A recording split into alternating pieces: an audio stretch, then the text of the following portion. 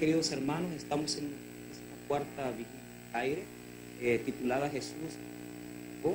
Estamos ya en un periodo entrado ya en la vigilia y queremos nada más ponernos a su disposición para que si usted tiene alguna consejería que poder consultar, puede llamarnos al 2501-1777. Así también puede estar conectado con esta vigilia por medio de Canal 17, Radio Bautista, por medio de la Taber App y también por el tabernáculo.net. Así que comenzamos en este momento. Quiero nada más presentarme. Soy el pastor Michael Velázquez, pastor del Tabernáculo de Usulután, y traemos en este día una palabra de parte de nuestro Señor. Vamos a meditar en un tema muy importante de las Escrituras en el Evangelio de Juan, titulado Yo soy, no temáis.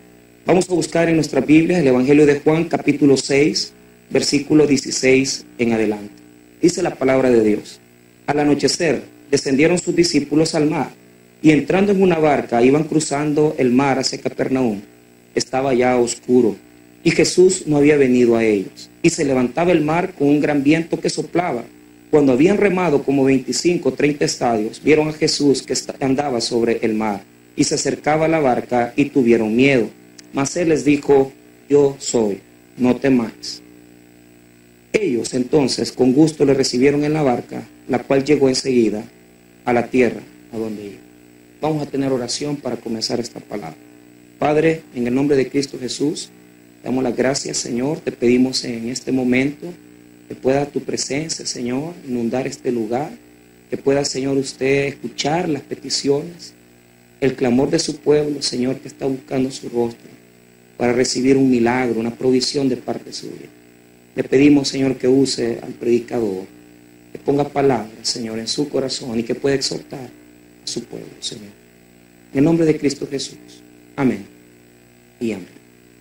Muy bien, el capítulo 6 del Evangelio de Juan es muy importante dentro de la Escritura. El capítulo 6 nos muestra un momento importante con respecto a la relación que Jesús tenía con sus discípulos. Para poder ubicar este texto dentro de la palabra, en primer lugar tenemos que preguntarnos qué había sucedido antes de que Jesús caminara sobre las aguas. Antes que Jesús se manifestara de esta manera a sus discípulos, en el mismo capítulo 6, el Señor había multiplicado los panes. Dice la palabra que habían 5,000 varones. Lógicamente, el Evangelio de Mateo particularmente nos relaciona que no solamente habían varones adultos, sino que habían niños y mujeres. Es decir, que el Señor había multiplicado panes para más de 7, 8 o 9,000 personas. Era una cantidad inmensa de personas las cuales habían recibido la multiplicación de los panes y de los peces. Ahora, cuando Jesús había multiplicado esa cantidad de alimento para todas esas personas, sucede que las personas tienen una reacción. Viendo que Cristo había multiplicado panes para toda esa cantidad de gente, dice la palabra del Señor en el versículo número 15 que las personas querían hacerlo rey.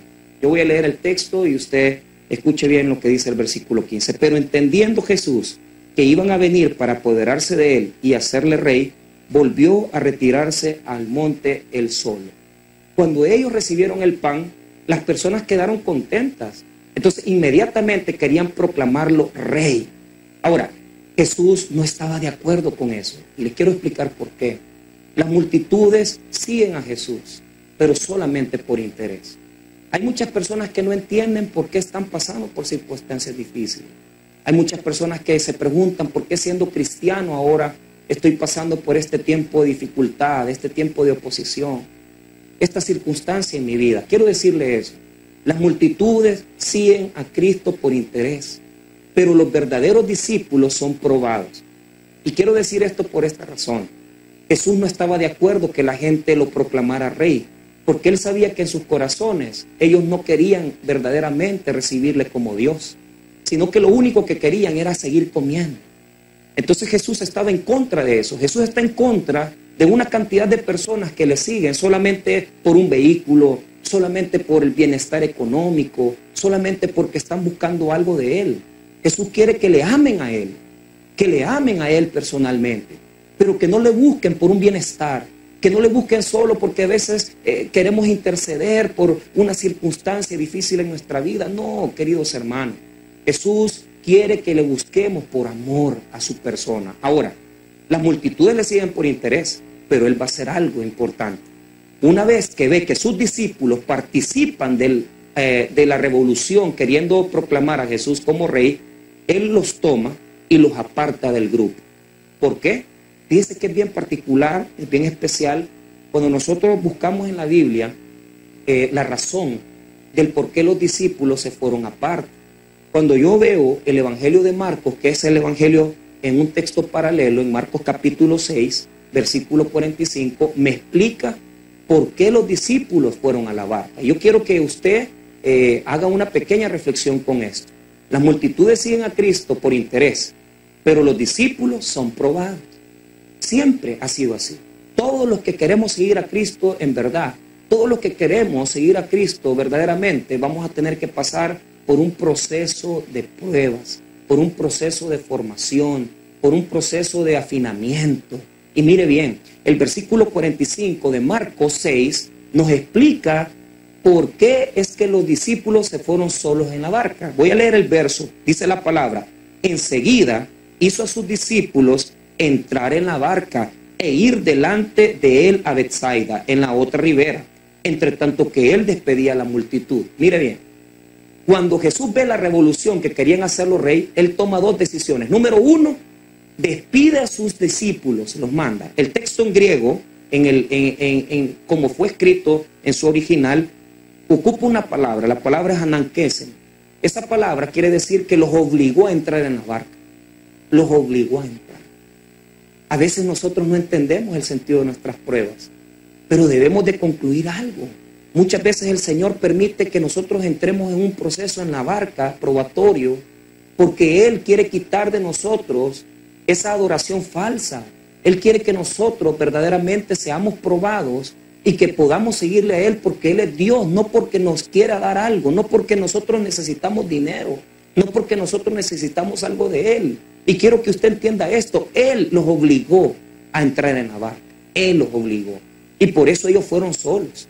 Una vez que Jesús los apartó, los metió en la barca, Él se fue al monte a orar. Ahora, quiero que usted entienda esto y que reflexione conmigo en esta enseñanza preciosa.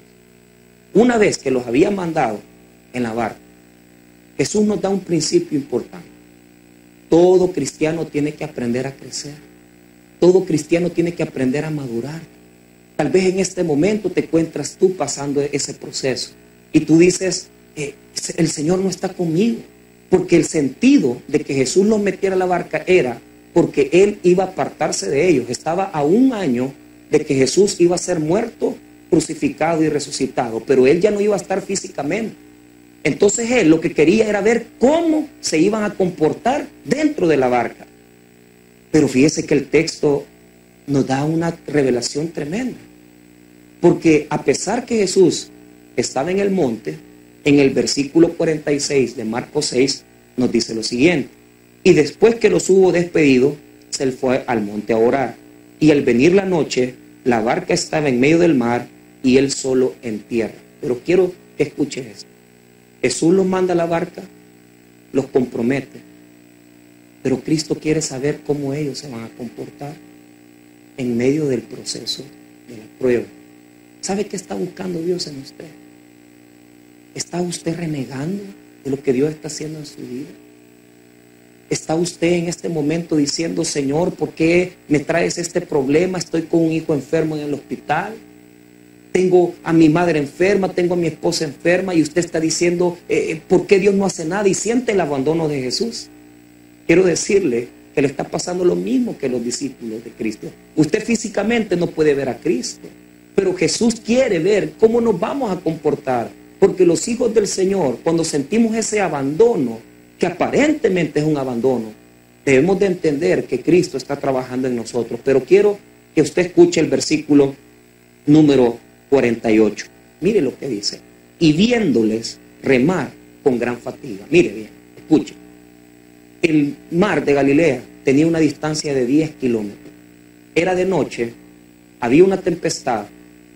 ¿Cómo Jesús desde la orilla puede ver los discípulos que están a más de 5 kilómetros de distancia? Le voy a explicar por qué. Porque Jesús no los estaba viendo con sus ojos físicos, los estaba viendo con sus ojos como Dios. Y esto nos quiere decir esto. Él quiere ver cómo vas a portarte. Es muy fácil adorar a Dios con dinero en la bolsa. Es muy fácil adorar a Dios cuando todo va bien, cuando todas tus empresas prosperan, cuando te dan en tu trabajo tu salario. Pero ¿qué pasa cuando no tienes dinero? Reniegas de Dios. Rechazas al Señor. Cuando no hay provisión en tu casa, cuando una persona está enferma, o cuando hay una amenaza o una extorsión. Ahí es donde verdaderamente vamos a probar si somos hijos del Señor. Si verdaderamente entendemos que Él tiene el control de nuestra vida. Pero lo que quiere decirnos el versículo es que a pesar que estamos en medio del mar, con la tempestad, escuche, Jesús nos ve. Aunque tú creas que Él no está contigo, Jesús está viendo tu comportamiento. Y hay personas que no han salido de su proceso de desierto. Desiertos hay muchos. Está el desierto de la conversión. Cuando una persona entra a los caminos del Señor, suele pasar por un proceso donde tiene que dejar Egipto. Y ese proceso cuesta, porque cuando uno entra al Evangelio, tiene que pasar por un proceso donde tiene que dejar todo el mundo. Y es el primer momento de crisis que uno tiene. Pero yo quiero enseñarte también otra cosa. Hay otro tipo de desierto, el desierto del crecimiento. Cuando el Señor quiere hacerte crecer, los huesos duelen. Los niños pequeños, cuando están muy bebés, ellos lloran cuando no están siendo amamantados, cuando tienen hambre. El crecimiento duele, querido hermano, y quiero decirte esto. En este instante puedes tú estar pasando por el desierto de la conversión, o puedes estar pasando por el desierto del crecimiento espiritual y te va a doler. Tus huesos te van a doler, pero Cristo está viendo lo que estás haciendo. Cristo está viendo cómo has de comportarse. Por eso Deuteronomio capítulo 8 dice que Dios hizo pasar a Israel por el desierto para ver lo que había en tu corazón. Porque si Él no permite la prueba, si Él no permite que tú pases por ese momento de purificación, Él no conoce lo que tenemos adentro de nosotros. Y quiero decirles esto. Muchos cristianos en apariencia nos sentamos en las congregaciones los días domingos, pero en nuestro corazón no hay un verdadero amor para Dios. Y lamentablemente, queridos hermanos, solamente con el desierto se va a manifestar lo que tenemos adentro de nosotros. Estos hombres están siendo probados. Cristo permitió su prueba. Y de la misma manera como permite la prueba de los discípulos, así también está permitiendo tu prueba para ver lo que hay en tu corazón. Para ver qué es lo que vas a hacer, si has de adorarle o no. Hay muchos momentos en mi vida en donde hemos tenido que pasar por cosas muy difíciles. Y lo que he aprendido cuando hemos tenido que pasar por situaciones complicadas en mi familia, perder tal vez algún embarazo o pasar por un proceso donde uno tiene que perder algún ser querido, adorar a Dios ahí. Aunque en esta tarde, en esta noche o por la mañana, Dios te quite algo que tú amas. ¿Dónde vas a demostrar que eres un verdadero hijo de Dios? Adorando a Cristo en lo bueno y en lo malo. El Salmo 51 nos enseña que el rey David, el rey conforme el corazón de Dios, adoraba a Dios no solamente cuando él estaba bien. En el Salmo 51, cuando David le dan la noticia que su hijo iba a morir y que había muerto su hijo, que aproximadamente tenía 1 año posiblemente, él tuvo que enterrar a su hijo, tuvo que ver el proceso de la muerte de su hijo. Pero el Salmo 51 nos enseña que él adoró a Dios aún en ese momento de prueba. Y él decía al Señor: lávame más y más de mi maldad, límpiame de mi pecado. David adoraba a Dios en las buenas y en las malas. Los creyentes verdaderos adoramos a Dios cuando tenemos opulencia, cuando tenemos prosperidad, pero también cuando no tenemos nada, cuando no tenemos trabajo, cuando estamos enfermos, cuando estamos en necesidad. Ahí es donde Cristo te ve. Pero quiero que veas algo. Dice que Él los estaba viendo. Y quiero describirte qué es lo que estaba pasando con los discípulos en la barca. Miren, el verso 48 dice: y viéndoles remar con gran fatiga. Esa palabra en griego es la palabra basanizo. Basanizo quiere decir atormentados, torturados. ¿Sabe qué estaban haciendo los discípulos? Remando, remando. pero estaban desesperados porque la tempestad había venido a ellos. Tal vez tú estás ahorita pasando por eso. Estás remando, pero no llegas. Estás remando, pero no estás ahí. No llegas, no alcanzas a llegar. Y estás con la misma tortura que tenían estos discípulos cuando estaban en medio de la barca, en medio del mar, torturados. Escuche, la prueba más grande de poder pasar por un proceso de limpieza de Dios es dejar de obrar en nuestras propias fuerzas. Cuando nosotros queremos obrar con nuestras propias fuerzas, querer buscar el trabajo con nuestras conexiones, querer buscar un médico cuando ni tenemos para pagar un médico. ¿Cuántas personas pasando esta situación en nuestra congregación? Hay una hermana que consiguió el mejor de los abogados de la comunidad. Por una audiencia inicial le cobró sus honorarios. Fueron $4,500 por un proceso de asociaciones ilícitas. Y el muchacho no fue liberado. Pero es ahí cuando usted ya gasta todos sus medios, cuando usted ya termina de gastar todo, cuando usted ya se queda en las fuerzas de Dios.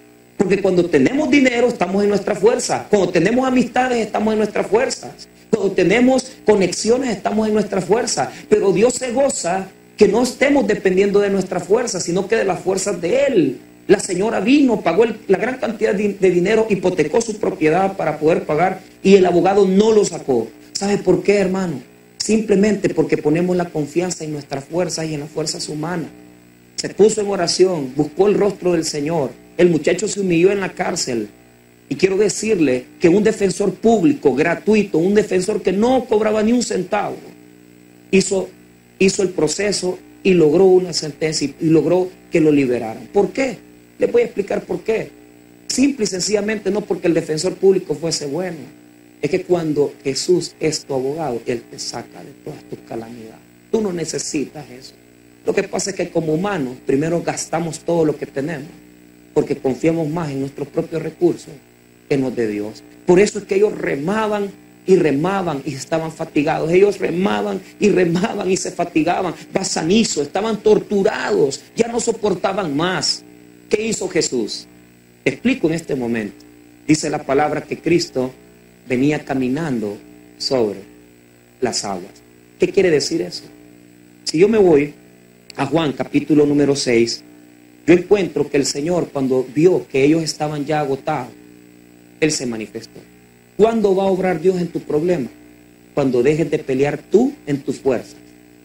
Pablo dice que hay 3 tipos de hombres: el hombre natural, el hombre espiritual y por supuesto aquel hombre que independientemente de sus capacidades no logra confiar plenamente en Dios. Está el hombre en la carne, está el hombre en el espíritu y está el hombre natural. El hombre natural es aquel que no cree en Dios, que no tiene a Cristo en ninguno de sus pensamientos. El hombre espiritual es el que depende de Dios. Y el hombre carnal es aquella persona que quiere con su carne resolver todas las cosas. Ahora, puedes tú estar queriendo resolver tu problema naturalmente, con tu propio intelecto. Puedes estar queriendo resolver tu problema en la carne. No, tengo amigos, yo tengo influencia. Quiero decirte esto, no va a llegar Jesús, porque Él espera hasta que nosotros gastamos todo y nos agotamos para presentarse en la escena. Dice que cuando ellos ya no podían más, pasándonos a Juan capítulo 6, dice la palabra del Señor, que se levantaba el mar con un gran viento que soplaba. La palabra en el texto original es la palabra dijeiro. Quiere decir que el mar se despertó. Se despertó. La oposición vino. La resistencia vino. Pero en medio de esa resistencia, mire lo que dice en el verso número 19. Cuando habían remado como 25 o 30 estadios, vieron a Jesús que andaba sobre el mar y se acercaba a la barca y tuvieron miedo. Oiga bien, este no es el milagro en el cual Jesús calma las tempestades. Este no es el milagro en el cual Jesús viene y reprende al mar. No, quiero que note algo. En este milagro Jesús no está reprendiendo los vientos. Jesús está caminando sobre los vientos. ¿Por qué? Porque hay problemas en los cuales Dios no va a quitar la oposición. Vas a tener que ir en contra del viento. Jesús caminaba en medio de las aguas porque está probando su divinidad. Los textos en el Antiguo Testamento nos revelan que Dios es el que camina sobre las aguas. Jesús tenía dominio sobre muchas líneas de milagros. Primero, Jesús tenía poder sobre la naturaleza. Todas las cosas naturales Él las gobernaba. El mar, el viento, todo. Número 2, sobre demonios. Los demonios le respondían a Jesús y Él los reprendía e inmediatamente salían. Número 3, sobre las enfermedades. Y cuarto, Jesús tiene poder sobre la vida y la muerte. Cristo tiene dominio sobre las 4 áreas fundamentales de los milagros. Demonios, la naturaleza. Él tiene poder sobre todas las enfermedades. Y por supuesto, si tú estás muerto en este día, porque puedes estar muerto en vida, Cristo puede resucitarte. Eso es lo que Jesús hace. Él puede caminar sobre las aguas, pero lo que quiere decir el texto en este manuscrito, lo que está queriendo decir es que a usted lo mueven las ondas del mar. A usted y a mí nos mueven las corrientes, pero a Cristo no lo mueven. Por eso es que cuando usted está pasando por las crisis, usted tiene que aferrarse del único que nadie lo mueve. El texto lo que está queriendo decir es que mientras la barca estaba en la tempestad y los discípulos preocupados, con miedo, Jesús camina sobre las aguas. Así es Jesús. Jesús está caminando sobre tu necesidad. Jesús está caminando sobre tu milagro. Jesús está caminando sobre tu enfermedad. Jesús está caminando sobre tus calamidades. Y a Él no lo mueve el viento porque Él es Dios. Él es todopoderoso. Ahora, dice que se acerca la barca y los discípulos estaban en la oscuridad. Quiero que entienda esto. Jesús no les quita la tempestad. Porque a veces el milagro no va a ser quitarte tu problema.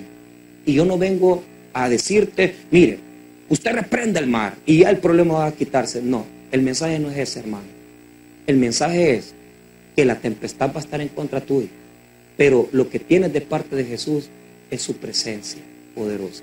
Es su presencia. A veces el milagro es la presencia de Cristo.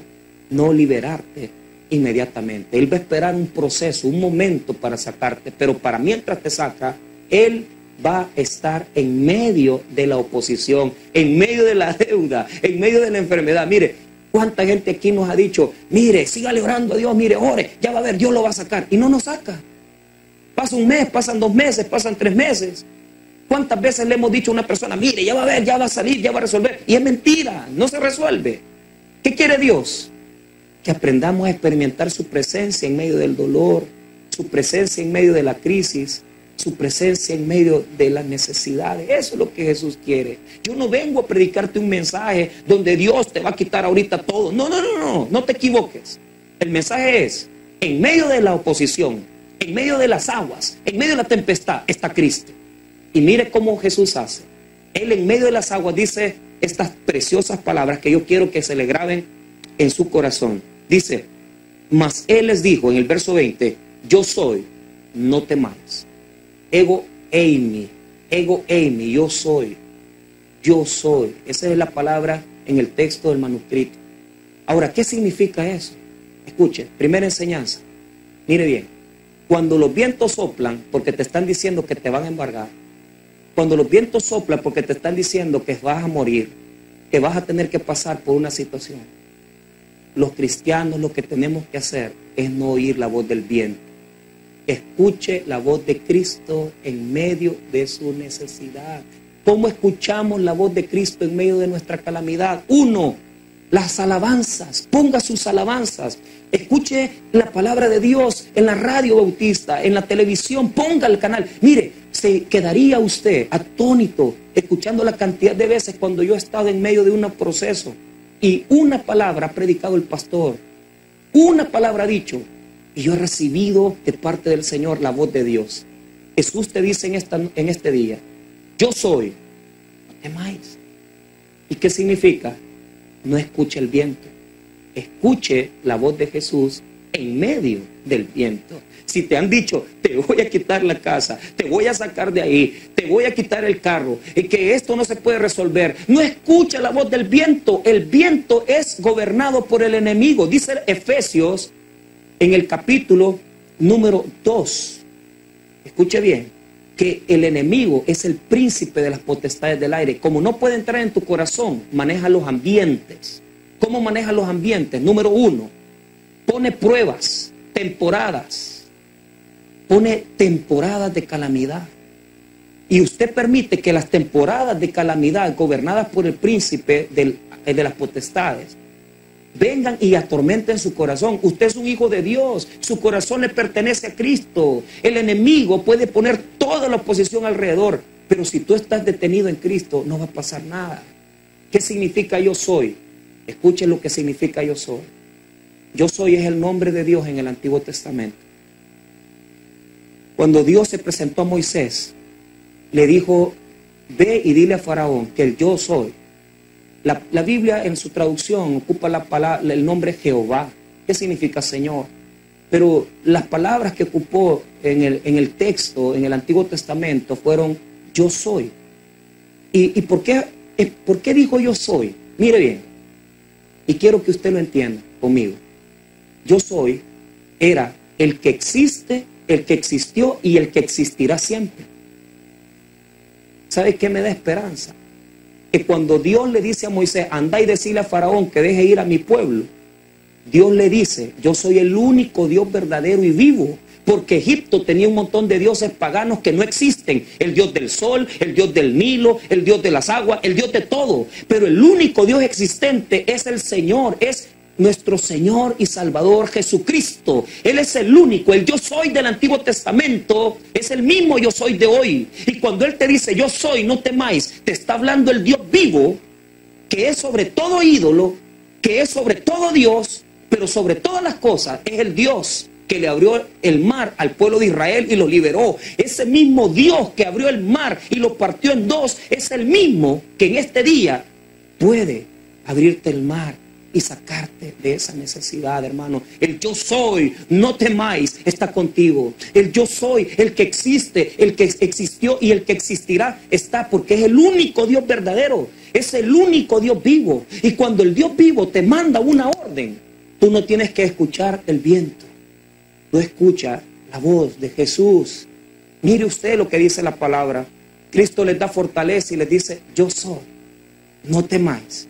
Y en ese momento especial, ellos se fundamentan en lo que Cristo les dice. Para mí estas palabras son de esperanza, porque en este mundo hay un montón de dioses muertos, el dinero, nuestras aflicciones, nuestra sexualidad, dioses muertos.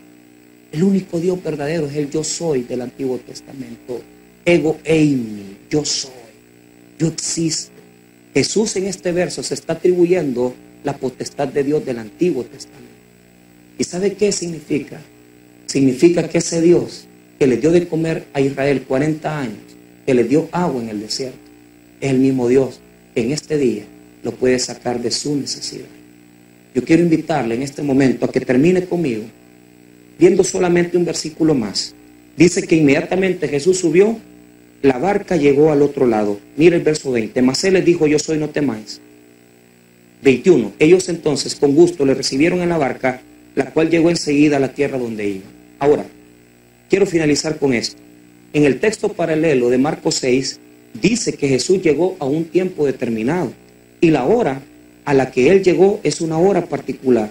Dice que el verso 48, y viéndoles remar con gran fatiga, porque el viento les era contrario, cerca de la cuarta vigilia de la noche. Cerca de la cuarta vigilia.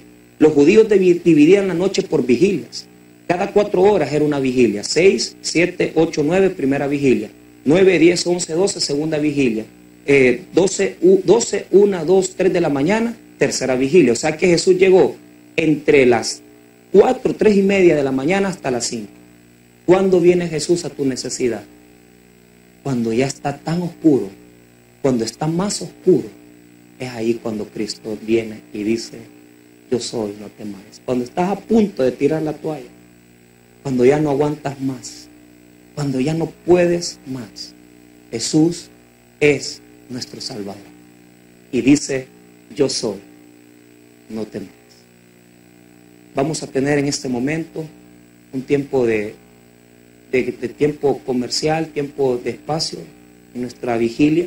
Quiero pedirle que usted prepare sus peticiones y que pueda llevar estas palabras en su corazón para que usted pueda tener fortaleza y fundamento en medio de su necesidad. Que Dios le bendiga. El predicador ha terminado su mensaje. Es tiempo de que recibas a Jesús en tu corazón. Ora conmigo de la siguiente manera. Y diga: Señor Jesús, yo te recibo hoy como mi único y suficiente Salvador personal. Yo creo que tú eres Dios, que moriste en la cruz por mis pecados y que resucitaste al tercer día. Me arrepiento, Señor. Soy pecador. Perdóname. Salva mi alma hoy, para cuando yo muera pueda estar en tu presencia por siempre. A partir de hoy te declaro mi Señor y mi Salvador. Amén. Bienvenido a la familia de Dios. Ahora te invitamos a que te congregues con nosotros. Estamos ubicados en Villa Bautista Final 73 Avenida Sur número 401, Colonia Escalón. Para consejería llámanos al 2501-1777 o para más información, marca el 2501-1729. Tabernáculo Bíblico Bautista Amigos de Israel. Bienvenido a la familia de Dios. Conoce más de Dios y de nuestra iglesia.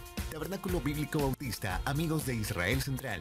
Escríbenos al correo electrónico soynuevo@tabernaculo.net.